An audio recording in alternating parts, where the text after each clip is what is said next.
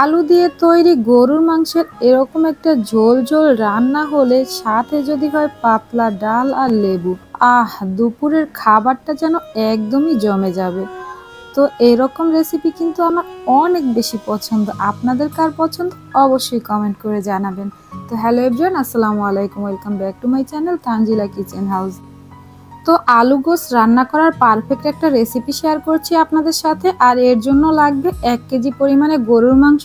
আমি এখানে হাড় চর্বি সহ 1 কেজি গরুর মাংস নিয়েছি। 1 কাপের মতন পেঁয়াজ কুচি দিয়েছি।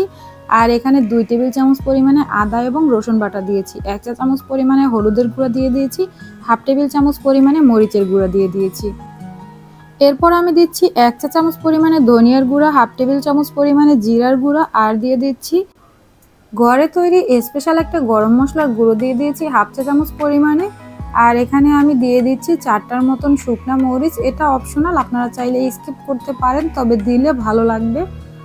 এরপর আমি এখানে কিছু গোটা গরম মশলা দিয়ে দিচ্ছি। এখানে আমি 2 ইঞ্চির মতন 1 টুকরো দারুচিনি মাঝখান থেকে ভেঙে তারপরে দিয়ে দিয়েছি 2টার মতন লবঙ্গ, আর দিয়ে দিচ্ছি 3টার মতো এলাচ। এখানে আমি গোটা গরম মশলাটা একটু কম ব্যবহার করেছি, কারণ আমি স্পেশাল গরম মশলার গুঁড়োটা এখানে হাফ চা চামচ ব্যবহার করেছি।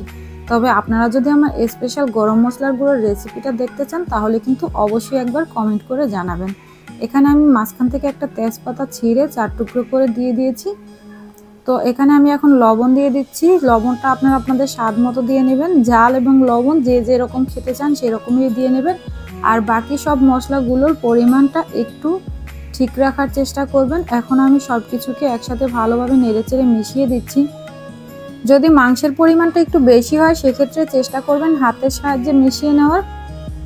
আমি যেহেতু এখানে 1 কেজি পরিমাণে মাংস ইউজ করেছি, তাই আমি এখানে স্প্যাচুলার সাহায্যেই মিশিয়ে নিয়েছি। আর এর মধ্যে আমি দিয়ে দিয়েছি 1/4 কাপ পরিমাণে তেল। তবে তেলটা কিন্তু আপনারা চাইলে আপনাদের স্বাদ অনুযায়ী দিয়ে দিতে পারেন। এখন আমি এটাকে ঢাকনা দিয়ে ঢেকে চুলার হাই হিটে রান্না করে নিচ্ছি। তো কিছুক্ষণ পরে যখন দেখবেন এটার মধ্যে একটা বলক চলে এসেছে, তখন ঢাকনাটাকে তুলে এটাকে একটু নেড়ে চেড়ে দিতে হবে। আর এটা থেকে কিন্তু পানি বের হতে শুরু করেছে। আমি কিন্তু এর মধ্যে কোনো রকম কোনো পানি দিয়েছিলাম না। তো এখন আমি এটাকে নেড়ে চেড়ে দিয়ে আবারও ঢাকনা দিয়ে দিয়েছি। আবারও কিছুক্ষণ পরে ঢাকনাটাকে তুলে এটাকে আমি নেড়ে চেড়ে একটু কষিয়ে নিচ্ছি। আর এটাকে ততক্ষণ পর্যন্ত কষাবো যতক্ষণ না পর্যন্ত এই মাংসের মশলার পানিটা একদমই শুকিয়ে যায় আর তেলটা উপরে ভেসে ওঠে। তো এখানে যেহেতু আমি আলু ব্যবহার করব, তাই আমি আলুটাকে কেটে ধুয়ে পরিষ্কার করে নিয়েছি। এখন আমি এখানে 10 টুকরো আলু দিয়ে দিচ্ছি 1 কেজি মাংসের জন্য। আপনারা আপনাদের পছন্দ অনুযায়ী সাইজ করে কেটে নিতে পারবেন, অথবা পছন্দ অনুযায়ী আলুটা ব্যবহার করতে পারবেন। আমি এখন আলুটাকে দিয়ে সব কিছুকে নেড়ে চেড়ে আবার একটু ঢাকনা দিয়ে দিচ্ছি। আর এই ঢাকনা দিয়ে এটাকে রান্না করব ততক্ষণ পর্যন্ত যতক্ষণ না পর্যন্ত একদম পানিটা শুকিয়ে তেলটা একদমই উপরে ভেসে উঠবে।